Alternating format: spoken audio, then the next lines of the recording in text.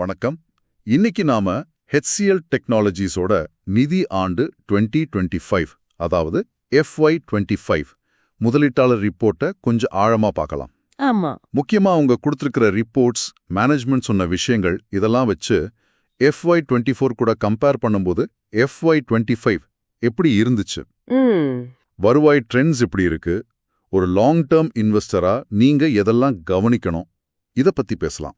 கண்டிப்பா. நாம இங்க வெறும் நம்பர்ஸ மட்டும் பார்க்காம அதுக்கு பின்னால என்ன இருக்குன்னு புரிஞ்சுக்க போறோம்.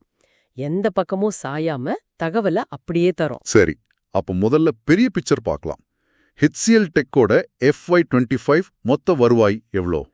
1,17,055 கோடி. ஆமா, இது போன வருஷத்தை விட ஒரு 6.5% அதிகம். டாலர்ல சொன்னா 13.84 பில்லியன். அது ஒரு 4.3% வளர்ச்சி. ஆனா நீங்க கான்ஸ்டன்ட் கரன்சியை பத்தி சொன்னீங்களே. ஆமா, அது முக்கியம். கான்ஸ்டன்ட் கரன்சில பாத்தீங்கன்னா 4.7% வளர்ந்திருக்காங்க.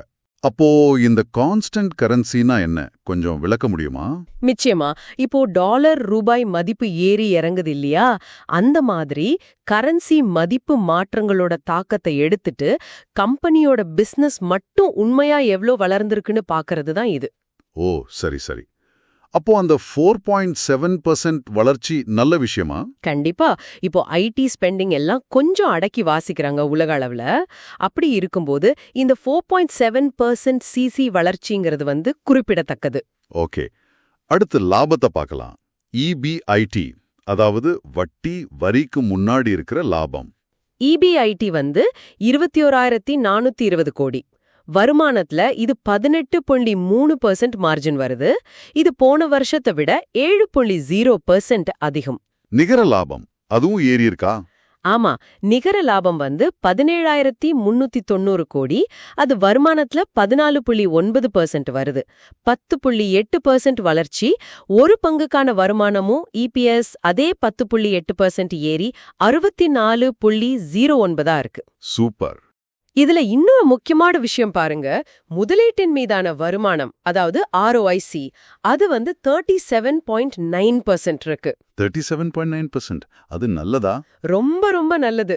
கம்பெனி தன்னோட முதலீட்டை எவ்ளோ திறமையா லாபமா மாத்துதுன்னு இத காட்டுது. அதே மாதிரி ஃப்ரீ கேஷ் ஃப்ளோ, FCF, அதாவது எல்லா செலவும் போக கையில நிக்கிற பணம் 2.5 பில்லியன். இது அவங்க சம்பாதிச்ச நிகர லாபத்தை விட 123% அதிகம். FCFNI ratio 123%. இது கம்பெனியோட நிதிநிலை எவ்ளோ ஆரோக்கியமா இருக்குன்னு காட்டுது. அப்போ இந்த பணத்தை வச்சு என்ன பண்றாங்க? இதுல பெரும் பகுதியை ஷேர் ஹோல்டர்ஸ்க்கே திருப்பி கொடுக்கறாங்க. FY25ல ஒரு பங்குக்கு 60 ரூபாய் டிவிடெண்ட் அறிவிச்சிருக்காங்க. இது அவங்க சம்பாதிச்ச லாபத்துல 93.5% பங்குதாரர்களுக்கே போகுது. ஓ, அப்படியா? சரி, இப்போ வருவாய் ட்ரெண்ட்ஸ் பத்தி கொஞ்சம் பேசலாம். கடந்த 5 வருஷமா எப்படி இருக்கு? நீங்க அந்த சார்ட்டை பாத்தீங்கன்னா தெரியும், ஒரு சீரான வளர்ச்சி இருக்கு.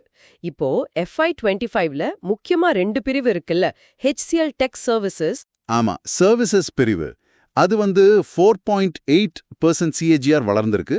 அப்புறம் HCL சாஃப்ட்வேர் பிரிவு 3.5% CAGR வளர்ந்திருக்கு. இந்த சர்வீசஸ் பிரிவுல டிஜிட்டல் பங்களிப்பு எப்படி இருக்கு? ஏன்னா இப்போ எல்லாரும் டிஜிட்டல் டிரான்ஸ்ஃபர்மேஷன் பத்தி தானே பேசுறாங்க. கரெக்ட். டிஜிட்டல் வருவாய் 8.6% CAGR வளர்ந்து மொத்த சர்வீஸ் வருமானத்துல 39%. இப்ப அதுதான், இது ரொம்ப முக்கியமான ட்ரெண்ட். எதிர்கால வளர்ச்சிக்கு இதுதான் முக்கியமும் கம்பெனி நம்புது. மத்த பிரிவுகள் என்ஜினியரிங், R&D மாதிரி IT அண்ட் பிசினஸ் சர்வீசஸ் தான் பெரிய பிரிவுனாலும் என்ஜினியரிங் அண்ட் R&D சாஃப்ட்வேர் பிரிவுகளும் நல்லாவே பங்களிக்கிறாங்க. சரி, இப்ப முதலீட்டாளர்கள் கவனிக்க வேண்டிய சில விஷயங்களுக்கு வரலாம். நிறுவனம் வெஸ்டர்ன் யூனியன் மாதிரி பெரிய டீல்ஸ்லாம் எடுத்திருக்காங்கன்னு சொல்றாங்க. ஆமா, FY25ல மட்டும் $9.2 பில்லியன் மதிப்புக்கு புதிய ஒப்பந்தங்கள் TCB சைன் பண்ணியிருக்காங்க. இது புக் டு பில் ரேஷியோவை நல்லாவே காட்டுது. எதிர்கால வருவாய்க்கு நல்லது. குறிப்பா AI, ஜெனிஐ ஒப்பந்தங்கள் அதிகமா இருக்குன்னு சொல்றாங்களே. ஆமா, அது இப்ப ஹாட் டாபிக் இல்லையா? சோ அந்த மாதிரி டீல்ஸ் வருவது கம்பெனி டெக்னாலஜில அப்டேட்டடா இருக்காங்கன்னு காட்டுது. ஆனா அதே நேரம் பெரிய கஸ்டமர்ஸ் கிட்ட இருந்து வருமானம் வர்றது ஒரு பக்கம்னாலும் $1 மில்லியன் மேல வருமானம் தர்ற கஸ்டமர்ஸ் எண்ணிக்கை கொஞ்சம் குறைஞ்சிருக்காமே. அது ஒரு சின்ன சரிவு தான். போன வருஷம் 951ல இருந்து இந்த வருஷம் 948. பெரிய பாதிப்பு இல்ல. ஆனா கவனிக்க வேண்டிய விஷயம், டாப் 5 கஸ்டமர்ஸ் கிட்ட இருந்தே 12.7% வருவாய் வருது. சரி, எந்த நாட்டுல இருந்து அதிக வருமானம் வருது? அமெரிக்கா தான். சர்வீசஸ் வருவாயில 65.1% அங்கிருந்து தான் வருது. துறைவாரியா பார்த்தா எப்படி இருக்கு?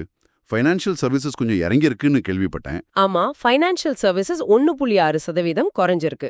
அதுக்கு காரணம் அவங்க ஒரு பிசினஸ் யூனிட்டை வித்துட்டாங்க, அதனால வந்த சரிவு தான் அது. ஓ அப்படியா? அப்ப வேற எந்த துறைகள் நல்லா பண்ணிருக்கு? இருக்காங்கன்னு சொன்னீங்க. ஆனா அட்ரிஷன் ரேட் ஆமா, மொத்த எண்ணிக்கை 4061 பேர் குறைஞ்சதுக்கு காரணம் அந்த டைவர்ஸ்டிச்சர் தான். ஆனா Q4ல மட்டும் 2665 பேர் புதிதா சேர்ந்திருக்காங்க. ஆனா நீங்க கேட்ட மாதிரி LTM அட்ரிஷன், அதாவது வேலையை விட்டு நிக்கிறவங்க விகிதம் 12.4%ல இருந்து 13.0%ஆ உயர்ந்திருக்கு. 13%னா அது கொஞ்சம் அதிகம் இல்லையா? இது எதை காட்டுது? இது கொஞ்சம் அதிகம்தான். திறமையான ஆட்களை தக்க வைக்கிறதுல சவால் இருக்குன்னு காட்டுது. இது செலவையும் அதிகரிக்கலாம். லாங் டேர்ம் இன்வெஸ்டரா நீங்க இதையும் ட்ராக் பண்ணணும். கண்டிப்பா. கடைசியா அடுத்த வருஷத்துக்கு, அதாவது FY26க்கு அவங்க என்ன எதிர்பார்க்கறாங்க? கைடன்ஸ் என்ன கொடுத்திருக்காங்க? FY26க்கு கான்ஸ்டன்ட் கரன்சில 2.0%ல இருந்து 5.0% வரைக்கும் வருவாய் வளரும்னு சொல்லியிருக்காங்க. ஓகே. EBIT மார்ஜின் 18.0%ல இருந்து 19.0%க்குள்ள இருக்கும்னு கணிச்சிருக்காங்க. இதுல எப்படி இருக்கு? ரொம்ப ஆப்டிமிஸ்டிக்கா இருக்கா இல்ல யதார்த்தமா இருக்கா? இப்போ இருக்கிற மார்க்கெட் நிலைமையை பார்க்கும்போது இது கொஞ்சம் எச்சரிக்கையான, ஆனா ஒரு பாசிட்டிவான கணிப்புன்னு சொல்லலாம். ரொம்ப அதிகமாவும் எதிர்பார்க்கல, ரொம்ப கம்மியாவும் சொல்லல. சரி, அப்போ முதலீட்டாளர்கள் இந்த கைடன்ஸை அவங்க அடையறாங்களான்னோ, இந்த AI முதலீடுகள்லாம் எப்படி ரிசல்ட் கொடுக்குதுன்னோ தொடர்ந்து பார்க்கணும், அப்படிதானே? கரெக்ட், அதுதான் முக்கியம். இந்திய பங்கு சந்தை அப்டேட்களுக்காக சப்ஸ்கிரைப் பண்ணி பெல் ஐகானையும் கிளிக் பண்ணுங்க.